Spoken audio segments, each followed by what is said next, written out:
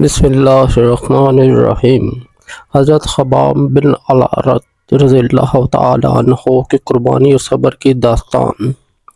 حضرت خباب کا شمار اسلام کے ابتدائی دور کے ان صحابہ میں ہوتا ہے جنہوں نے اسلام لانے کے بعد بے پناہ ظلم و ستم برداشت کیا۔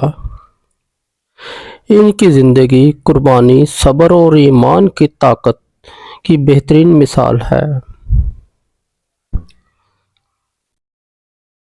اسلام قبول کرنے کا واقعہ۔ حضرت خباب مکہ کے ایک غلام تھے اور لوہے کا کام کرتے تھے۔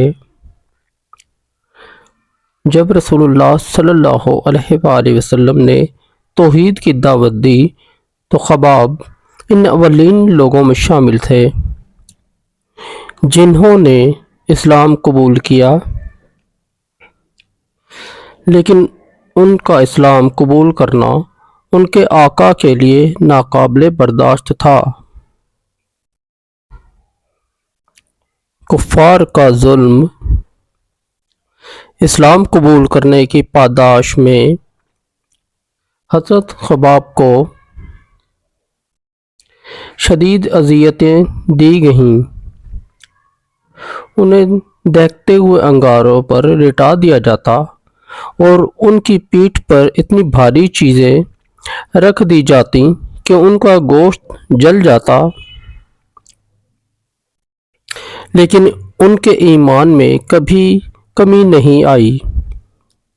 وہ اللہ کی وحدانیت پر قائم رہے اور اپنے ایمان کو مضبوطی سے تھامے رکھا۔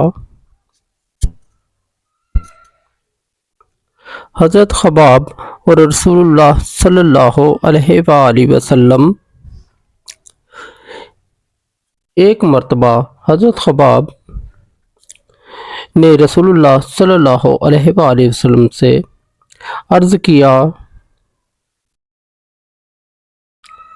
یا رسول اللہ صلی اللہ علیہ وآلہ وسلم، کیا آپ اللہ سے دعا نہیں کریں گے کہ ہمیں اس ظلم سے نجات ملے؟ رسول اللہ صلی اللہ علیہ وآلہ وسلم نے فرمایا کہ اللہ کا دین غالب ہو کر رہے گا، لیکن تمہیں صبر کرنا ہوگا۔ آزادی کا وقت۔ حضرت خباب کی استقامت اور قربانیوں نے لوگوں کے دلوں کو بدل دیا اور بعد میں وہ آزاد ہو گئے۔ آزادی کے بعد بھی انہوں نے اپنی زندگی کی خدمت اور اللہ کی عبادت میں گزاری۔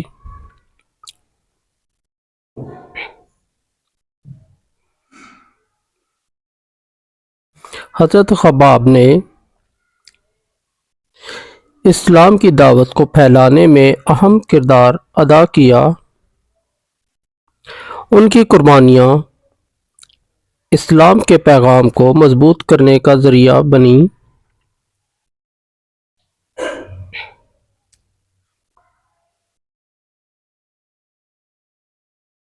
وفات۔ حضرت خباب نے اپنی زندگی کے آخری لمحات تک اللہ کی رضا کے لیے جد و جہد کی۔ ان کی وفات کے بعد صحابہ کرام رضوان اللہ تعالیٰ علیہم اجمعین انہیں قربانی اور صبر کی مثال کے طور پر یاد کرتے تھے۔